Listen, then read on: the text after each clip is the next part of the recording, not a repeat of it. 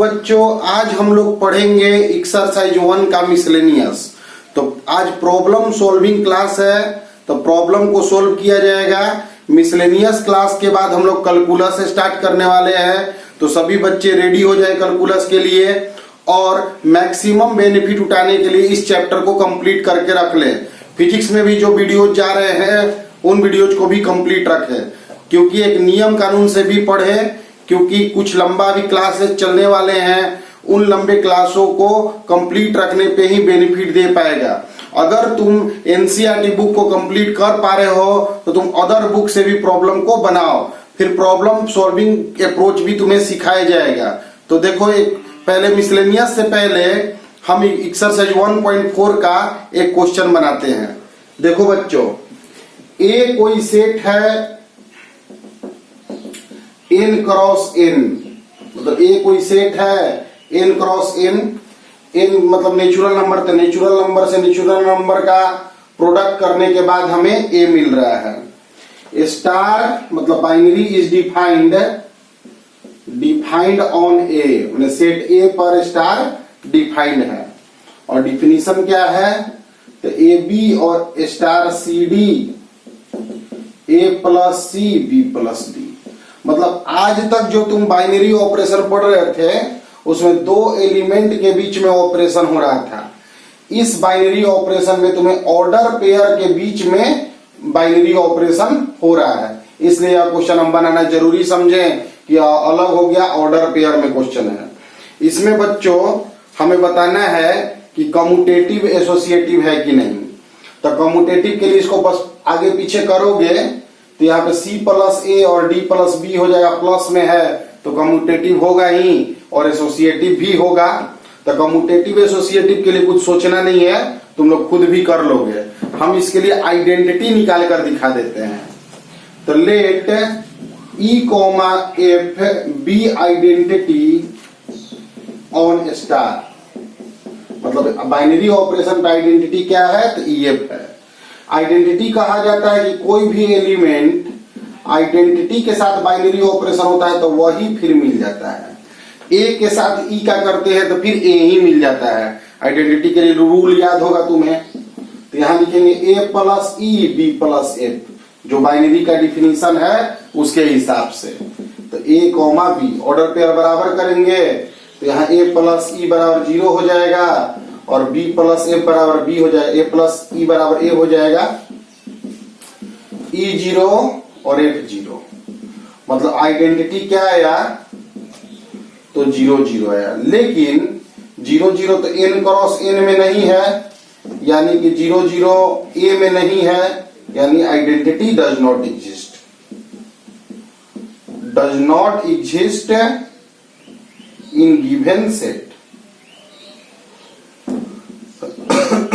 In given set, दिए हुए set में आइडेंटिटी नहीं है। यह सिर्फ ऑर्डर पेयर के चलते हम क्वेश्चन बनाए हैं कि क्वेश्चन देख के तुम लोग गड़बड़ाओ नहीं। इसके अलावा बच्चों कम्यूटेटिव एसोसिएटिव आइडेंटिटी नहीं निकला तो इनवर्स तो होगा नहीं। कम्यूटेटिव एसोसिएटिव भी इस क्वेश्चन को दिखाना था, तुम लोग दिखा दोगे। अब हम थोड़ा मिसलेनियस क्वेश्चंस को बनाते हैं, तो थोड़ा तेज बनाएंगे, तो ध्यान देना बच्चों। तो इस क्वेश्चन को तो लिख लेना, समझ गए ही हो। तो मिसलेनियस एक्सरसाइज 1 का तो कंप्लीट, अभी तक का 1.4 को तुम लोग कंप्लीट कर लोगे। बार बार वीडियो को देखोगे और खुद से अपने आप को मजबूत बनाने का सोचो। खुद सोचो कि हम लोग मेहनत करके खुद को मजबूत बनाना है। तुमको खुद अपने आप को मजबूत करके आगे बढ़ना है। तो देखो बच्चों, मिसलेनियस के एक्सरसाइज में तुम्हें पहला सवाल दिया है कि FR2R fx बराबर 10x प्लस 7, मतलब कि एक fx फंक्शन का डिफिनीशन दिया हुआ है। GR2R एक फंक्शन है इस तरीका से कि फॉग और गॉफ आइडेंटिटी फंक्शन है, तो हमको G निकालना है। तो देखो बच्चों ध्यान दो, फॉग और गॉफ अगर आई है इसका मतलब f ऑफ gx और g ऑफ fx, i का मतलब आइडेंटिटी फंक्शन मतलब x, y बराबर x ही आइडेंटिटी फंक्शन होता है। अगर आइडेंटिटी फंक्शन है तो G is inverse of F। G क्या होगा? इनवर्स होगा। तो इनवर्स निकालने का मेथड तुम जानते हो, जो है fx उसको y मान लेना। तो x बराबर तुम लिख दोगे y माइनस 7/10। इसको तुम लिख देते हो f inverse y minus 7/10। f inverse ही g है, तो gy बराबर आ गया y माइनस 7/10। तो gx बराबर आ गया x माइनस 7/10। नॉर्मल सा क्वेश्चन है, कोई बड़ा क्वेश्चन है नहीं। बस यह बात ध्यान देना है कि कभी डायरेक्ट इनवर्स ना पूछ के थोड़ा घुमा के पूछा है कि फॉग और गॉफ अगर आई दिया है और f दिया है तो g निकालना है, तो हमें f इनवर्स ही निकालना होगा। क्वेश्चन नंबर 2 है बाबू, f w टू w यहाँ तुम्हारा होल नंबर है। होल नंबर का मतलब होता है 0 1 2 3 4 डॉट डॉट डॉट। यह होल नंबर दिया हुआ है। fn बराबर दिया है n माइनस 1 n ऑड हो तब, और यही दिया हुआ है n प्लस 1 जब n इवेन हो तब। मतलब n इवेन रहेगा तो fn का फॉर्मूला n प्लस 1 लिखेंगे, और n ऑड रहेगा तो n माइनस 1 लिखेंगे। तो ध्यान दो बच्चों, इस क्वेश्चन को अगर हम इस सवाल को बनाना चाहें तो पहले हम यह सोचें कि हमारे पास डोमेन क्या है, तो सभी होल नंबर हैं।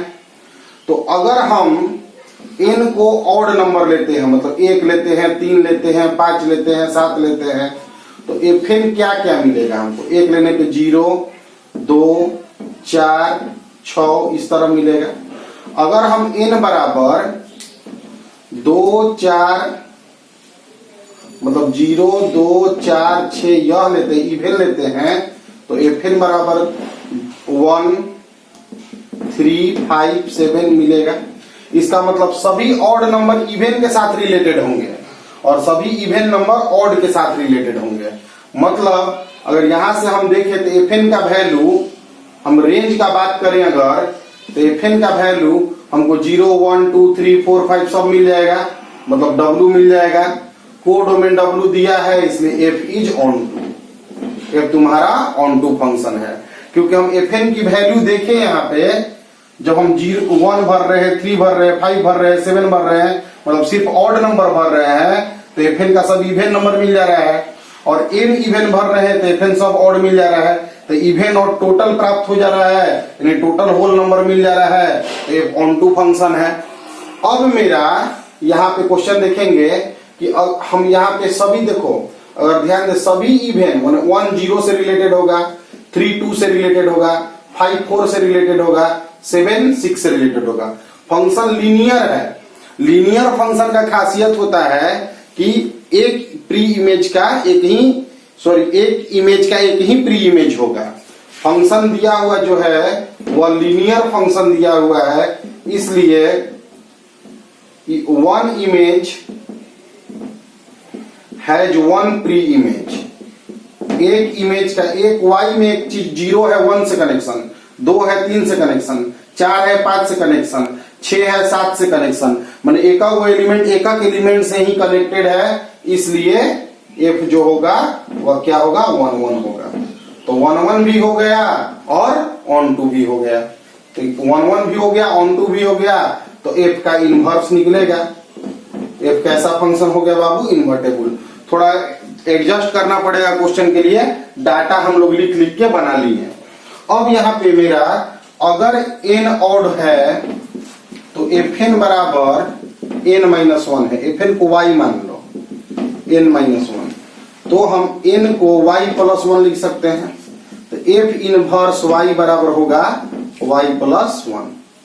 यानी कि हमारा इनवर्स फंक्शन निकालने में f इनवर्स n लिखेंगे तो मेरा n प्लस 1 आ जाएगा।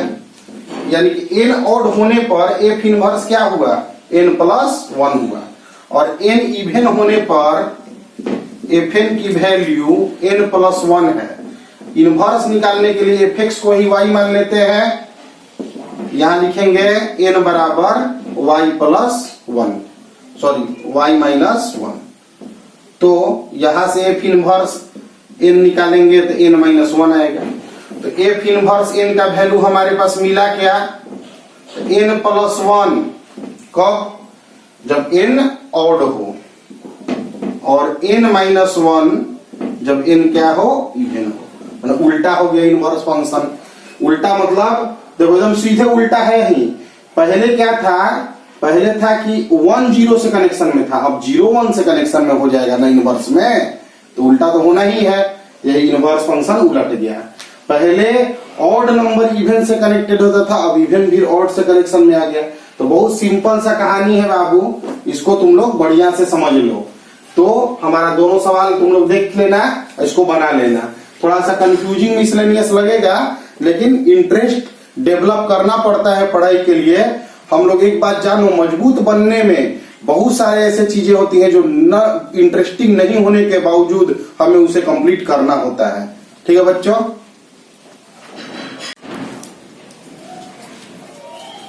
देखो बच्चों नेक्स्ट यह है क्वेश्चन नंबर 3 कि एफ दिया हुआ है R2R, एफ एक्स दिया हुआ है x square minus 3x plus 2। तो हमें निकालना है एफ ऑफ एफ एक्स। तो एफ ऑफ एफ एक्स निकालना है हमें। एफ एक्स की जगह पे x square minus 3x plus 2 लिखना होगा। अब हम लोग को ध्यान दो बच्चों, अगर तुम यहां से इसका फैक्टर तोड़ते तो तुमको x माइनस 1 और x माइनस 2 मिल जाता, और इसका फैक्टर तोड़ते तो यह तुमको मिल जाता। कैलकुलेशन करने में थोड़ा सहूलियत बनेगा तुम्हें, इसको करोगे तो यहां से देखो बच्चों, हम लोग लिखेंगे एफ एक्स माइनस 1 और x माइनस 2। फंक्शन क्या है, इतना है, तो लिखेंगे, इसी में पुट कर दे रहे हैं, x minus 1 x minus 2 minus 1, और x minus 1 x minus 2 minus 2। Solve कर लेना। माने एफ एक्स इतना है तो एफ इतना क्या होगा, तो x के जगह पे x यहाँ पे है, तो एफ इतना के जगह इतना माइनस 1 हो जाएगा और इतना माइनस 2 हो जाएगा। बस सॉल्यूशन कर लेना है। देखो क्वेश्चन नंबर 4 एक अच्छा क्वेश्चन है बाबू। एफ R2 माइनस एक्स जो है वह माइनस 1 से 1 है। मतलब जो इसका ध्यान दो बच्चों कि इसका यहाँ पे जो डोमेन है वो तो R है, जबकि को डोमेन माइनस 1 से 1 दिया हुआ है, और एफ एक्स की value x divided by 1 plus mod x दी हुई है। तो हमें यह 1 1 ऑन टू प्रूफ करना है। तो सबसे पहले ध्यान दो कि इफ x जो है वह पॉजिटिव हो, x अगर पॉजिटिव हो, मॉड का क्वेश्चन जो होता है ना वह थोड़ा झंझट का क्वेश्चन हो सकता है, क्योंकि उसमें मॉड में पॉजिटिव के लिए अलग चीज निकलता है, निगेटिव के लिए अलग निकलता है। तो अलग निकलेगा अगर, तो हम लोग अलग केस में ही बना लेते हैं। तो उस समय मेरा एफ एक्स का वैल्यू x बटा 1 प्लस x हो जाएगा, क्योंकि पॉजिटिव के लिए मॉड x होगा। लिखेंगे let x1 and x2 be two number, b2 positive numbers.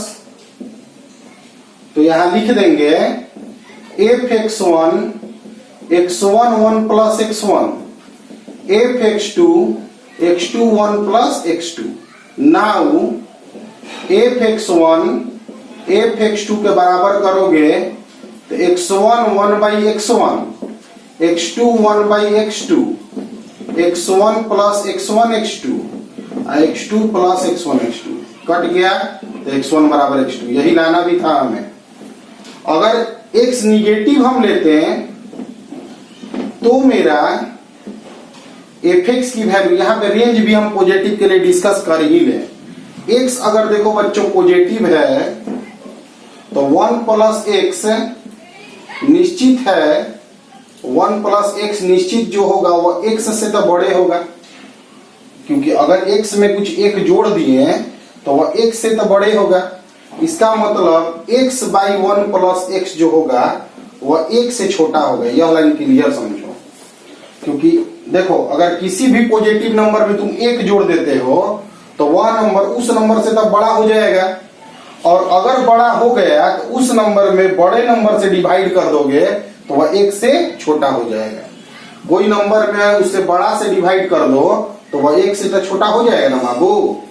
अब देखो अगर x निगेटिव तुम लोगे, x अगर तुम निगेटिव नंबर लेते हो, x अगर निगेटिव नंबर लेते हो तो तुम्हारे पास केस क्या आता है कि तुम लिखोगे fx के जगह पे x बटा 1 माइनस x, फिर इसी प्रकार से x1 and x2 b2 negative number लेकर चलना, निगेटिव नंबर्स लेकर चलना, तो फिर आगे बढ़ाओगे तो x1 बराबर x2 तुम पालोगे, जैसे यहाँ पे किए थे ना वही पालोगे। तो यह तो निश्चित है कि f11 है, पॉजिटिव केस के लिए भी लेके चले तो x1 बराबर x2 आ गया, और निगेटिव के लिए भी लेके चले तो x1 बराबर x2 आ गया। 1 का कंडीशन निकालने के लिए बहुत ही आसान बात होता है, fx1 निकालो, fx2 निकालो, fx2 को बराबर करो, x1 और x2 बराबर आ जाना चाहिए, आ जाएगा तो 1 होगा। अब ध्यान दो बाबू, x अगर निगेटिव वैल्यू है, x अगर निगेटिव वैल्यू है तो निश्चित तौर पे x जो होगा माइनस x तो पॉजिटिव होगा, माइनस x पॉजिटिव हो जाएगा, और इसमें 1 जोड़ दोगे 1 माइनस x तो भी पॉजिटिव होगा, x निगेटिव है। तो यहाँ पे x बटा 1 माइनस x अगर करते हैं हम तो यह वैल्यू -1 से तो बड़ा होगा। सोचो बच्चों, -1 से बड़ा क्यों होगा, इसके लिए तुम बात समझो कि यह नीचे वाला जो चीज है, नीचे वाला जो चीज दिख रहा है तुम्हें, नीचे जो चीज दिख रहा है वह वैल्यू जो होगा ऊपर वाला से बड़ा है, ऊपर वाला से बड़ा है यह वैल्यू, तो डिवाइड होने पे 1 से तो छोटे हो जाएगा।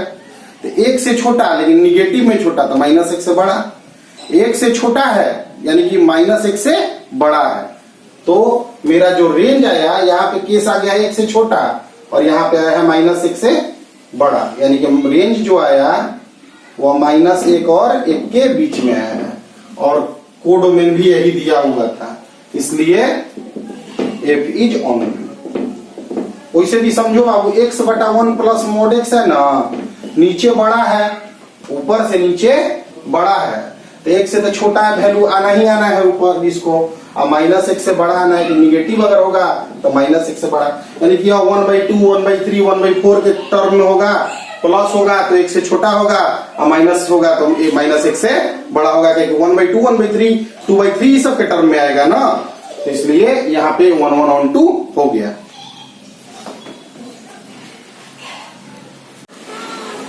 देखो बाबू, क्वेश्चन है कि FR2R दिया हुआ है और fx बराबर दिया है x3। प्रूव करना है कि रियल फंक्शन में, रियल वैल्यूड फंक्शन के लिए यह इंजेक्टिव होगा। इंजेक्टिव वर्ड का मतलब 1 होता है। तो let x1 and x2 be 2 real number, माना कि x1 x2 दो रियल नंबर है, तो fx1 x1 का क्यूब fx2 x2 का क्यूब। 1 प्रूफ करने के लिए fx1 निकाला जाता है, fx2 निकाला जाता है, और fx1 fx2 को बराबर कर दिया जाता है। तो क्या करेंगे बच्चों, fx1 बराबर fx2 करेंगे, तो x1 का क्यूब x2 का क्यूब, तो x1 बराबर आ गया x2। ऑड पावर हटता है तो डायरेक्ट होता है, ये इवन पावर हटता तो प्लस माइनस आ जाता, तो इसलिए f क्या हो गया, इंजेक्टिव फंक्शन। इंजेक्टिव वर्ड के लिए याद रखना कि 1 फंक्शन होता है बाबू। क्वेश्चन नंबर 6 और 7 एग्जाम्पल देने का क्वेश्चन है, ठीक है। क्वेश्चन नंबर 8 देखो, x एक सेट है, px पावर सेट है। पावर सेट का मतलब तुम लोग जानते होंगे, कोई सेट से बहुत सारा सबसेट्स बनता है, सभी सबसेट्स के कलेक्शन को हम लोग पावर सेट करते हैं, ठीक है। तो for subsets A B, A and B, A or B, मतलब ए आर बी का मतलब ए का बी से रिलेशन है इस तरीका से, if and only if A subset है बी का। देखो बच्चों, तो बोल रहा है कि यह इक्विवेलेंस रिलेशन है कि नहीं। बहुत साधारण सा सवाल है कि देखो यहाँ पे डायरेक्ट सिमेट्री के लिए हम देख रहे हैं, सिमेट्रिक रिलेशन। ध्यान दो बाबू, मान लो इफ ए सबसेट होगा बी का, ए अगर सबसेट होगा बी का तो बी बड़ा सेट होगा, ए छोटा सेट होगा।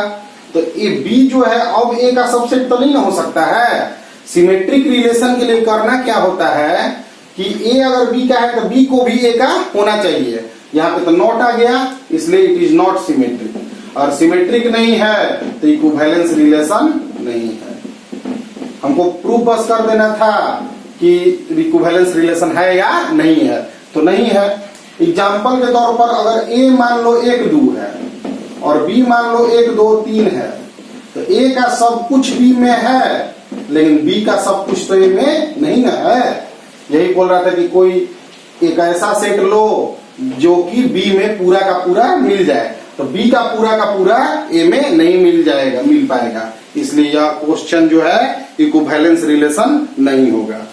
अब ध्यान दो बाबू, क्वेश्चन नंबर 9 दिया है कि A star B, A intersection B दिया हुआ है। ए और बी दो सेट्स हैं, ठीक है। ए और बी दो सेट्स दिए हुए हैं। तो बोल रहा है कि यहां पर इस क्वेश्चन में आइडेंटिटी एलिमेंट क्या होगा। तो x जो है इन लोग का जो रिलेशन डिफाइंड है, जो बाइनरी ऑपरेशन डिफाइंड है, वह x क्रॉस x से x तक है। x क्रॉस x से x तक मतलब a जो सेट है वह a जो सेट हम लिए हैं वह कहां से लिए हैं, x में से लिए हैं। b जो सेट लिए हैं वह कहां से लिए हैं, x में से लिए हैं। मतलब x बड़ा सेट है, x में से a और b को हम उठा लिए। तो प्रूव करना है कि x आइडेंटिटी एलिमेंट है। आइडेंटिटी एलिमेंट का मतलब क्या होता है कि उसके साथ जब तुम ऑपरेशन करते हो बाइनरी ऑपरेशन, तो वही चीज तुम्हें मिल जाता है। और देखो a स्टार x अगर हम करते हैं तो a इंटरसेक्शन x होगा। तो x तो बड़ा वाला सेट है, तो कोई भी x को यूनिवर्सल सेट इस क्वेश्चन के लिए मानो तुम कि x क्या है बाबू, यूनिवर्सल सेट है। तो x से ना सब सेट उठाना है। अगर एक दिए हुए सेट से ही सभी सेट्स को उठाते हैं तो वही ना यूनिवर्सल सेट होता है। तो यहाँ x यूनिवर्सल सेट हो गया। तो यूनिवर्सल सेट के साथ a का इंटरसेक्शन करोगे तो सिर्फ तुम्हें a ही ना प्राप्त होगा। इंटरसेक्शन का मतलब होता है कॉमन एलिमेंट, इसलिए x जो हो गया आइडेंटिटी हो गया, आइडेंटिटी एलिमेंट। देखो ध्यान दो बच्चों, यहाँ पे समझने वाला बात यह है कि x के जगह पर तुम सेट 1 2 3 4 5 6 ले लो। a मान लो तुम्हारा 1 2 3 है और b मान लो तुम्हारा 3 4 5 है। ठीक है बच्चों, तो x का इंटरसेक्शन a के साथ करोगे तो जो कॉमन एलिमेंट, तो कॉमन एलिमेंट क्या है, 1 है 2 है 3 है। तो 1 2 3 यानी a ही आ गया। तो जब कोई भी एलिमेंट किसी के साथ ऑपरेशन हुआ वही एलिमेंट वहां फिर मिल गया, तो जो एलिमेंट के साथ ऑपरेशन किए हैं वही ना आइडेंटिटी एलिमेंट होता है। तो आइडेंटिटी एलिमेंट तुम लोग क्या समझो बाबू, यहाँ x कोई एक यूनिवर्सल सेट समझो, उससे दो सेट ले लेना है। दो सेट a b ले लिए, मतलब x में से ही a लेना है, x में से ही b लेना है।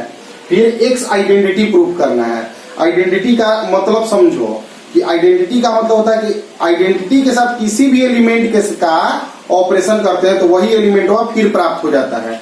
तो a का x के साथ ऑपरेशन करोगे तो a ही फिर प्राप्त हो जाएगा, इसलिए x जो होगा आइडेंटिटी एलिमेंट होता है। यह इंटरसेक्शन साइन है। इंटरसेक्शन का साइन का मतलब होता है common element of a and x। थोड़ा यहाँ पे जो सिस्टम आ गया है वह 11th क्लास के सेट्स का कुछ सिस्टम आ गया है। सबसेट का मतलब होता है कि a का सब कुछ b में है, a का हर एक एलिमेंट b में है। ठीक है बच्चों, इसको लिख लोगे।